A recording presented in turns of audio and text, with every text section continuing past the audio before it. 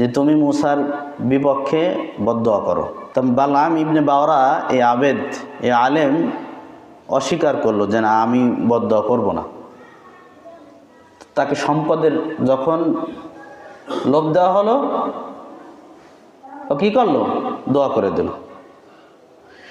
নিজের যে এলেমের কথা সে ভুলে গেল। কিসের কারণে? লোভের কারণে, দুনিয়াবি সম্পদের কারণে। হ্যাঁ, সম্পদের তালুসায় পড়ে সে বদদোয়া করলো। তো বদদোয়ার শব্দগুলো মুসা আলাইহিস সালামের পক্ষে কল্যাণের শব্দগুলো বের হলো। সুবহানাল্লাহ বলেন।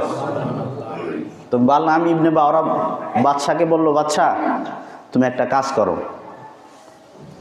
ওই মুসা আলাইহিস সালামের সৈন্যদের ভিতরে তোমাদের সৈনিকদের যেই নারীরা আছে এই নারীদেরকে প্রেরণ করো, নারীদেরকে ঢুকিয়ে দাও সেখানে। তাহলে কি হবে?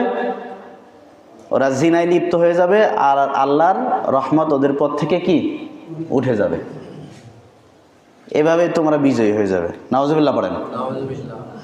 বালাম ইবনে বাওরা এই পরামর্শটা দিয়ে দিল।